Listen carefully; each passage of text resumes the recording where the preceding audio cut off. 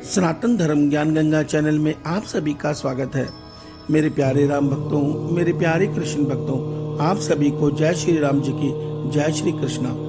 मेरे प्यारे कृष्ण भक्तों, आज के सनातन धर्म ज्ञान गंगा वीडियो में हम लोग श्रीमद् भगवद गीता से अध्याय 12 के श्लोक 5 को भगवान श्री कृष्ण जी की कृपा से सरल रूप में सुनने और समझने का प्रयास करेंगे। जय श्री कृष्णा। क्लेशोऽधिकतरस्तेषां व्यक्तासक्तचेतसाम् अव्यक्ता हि गतिर्दुःखं देहवद्भिरवाप्यते।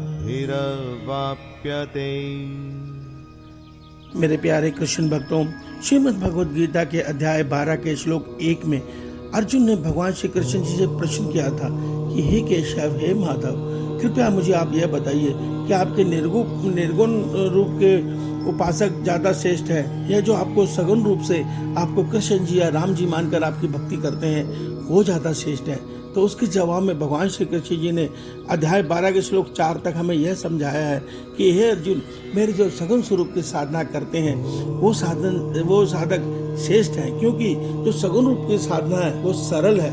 और आज के अध्याय 12 के श्लोक 5 में भगवान श्री कृष्ण जी कह रहे हैं, अव्यक्त में आसक्त चित्त वाले उन साधकों को कष्ट अधिक होता है, क्योंकि देह अभिमान के कारण अव्यक्त विषय की गति को कठिनता से प्राप्त किया जाता है।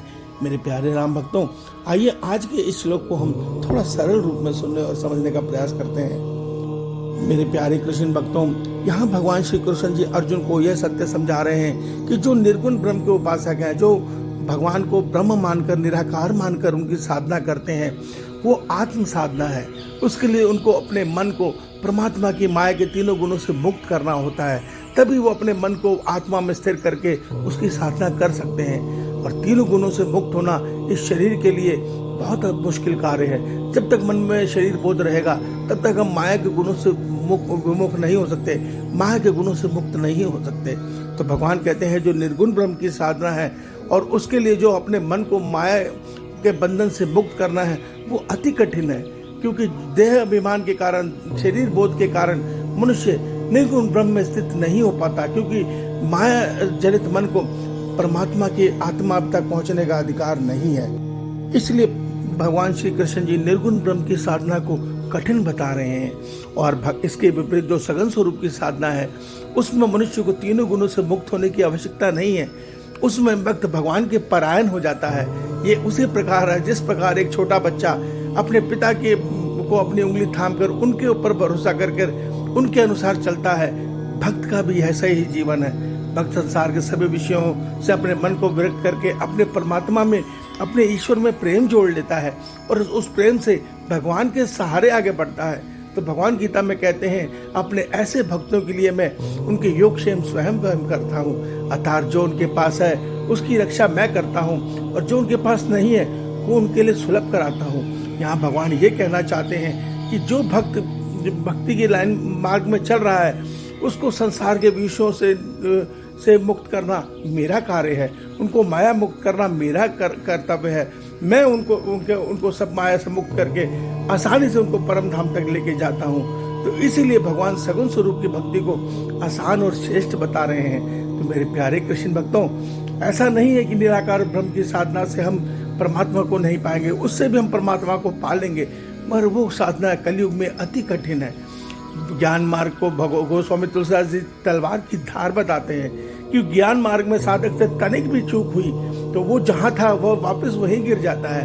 पर भक्ति मार्ग में भगवान से जब मनुष्य प्रेम करता है, साधक अपने प्रभु से प्रेम करता है, तो प्रभु ऐसे भक्त की छोटी मोटी गलतियों को नजरअंदाज करके उन्हें क्षमा कर देते हैं और उनको योगक्षेम देते हैं, अर्थात उनको वो सामर्थ्य देते हैं जिससे वो प्रभु की माया पे विजय पाकर आसानी से उनको प्राप्त कर सकता है। तो मेरे प्यारे राम भक्तों, इस सत्य को समझिए कि सगुण स्वरूप की साधना अति सरल है और आनंद से भरी है, क्योंकि जिसमें आप भगवान को, इस स्वरूप को प्रेम करते हो और उस प्रेम में प्रभु के डूब जाते हो तो आपको प्रभु को आनंद प्राप्त होता है। प्रभु की कृपा से उस आनंद में प्रेम अश्रु रुकते नहीं है, मनुष्य अपनी सुध बुध खो बैठता है। ये बड़ा उच्च स्थिति है। इस स्थिति तक पहुंचने के लिए आपको संसार के विषय भोगों से मन को हटाकर अपने मन को परमात्मा के प्रेम में जोड़ना पड़ेगा। अपनी हर साधना में, अपनी हर भक्ति में, अपने हर कर्म में केवल एक इच्छा रखनी है, प्रभु तुम मेरे हो, मैं तुम्हारा हूँ। जो ये शरीर से कर्म हो रहे हैं मैं सब तुम्हें अर्पण करता हूँ और मैं केवल तुमसे तुम्हारा प्रेम चाहता हूँ। जब हम अपने प्रभु पे से इस प्रकार की विनती करेंगे तो विश्वास मानिए हमारा आने वाला जीवन प्रभु सफल कर देंगे, हमारी भक्ति को प्रभु सार्थक कर देंगे और हमें अपना परमानंद प्राप्त करके हमें आसानी से अपने से मिलन का आज्ञा दे देंगे। इस सत्य को समझिए। श्री कृष्ण जी आप सबका कल्याण करें। आपका दिन शुभ हो। जय श्री राम जी की जय श्री कृष्णा।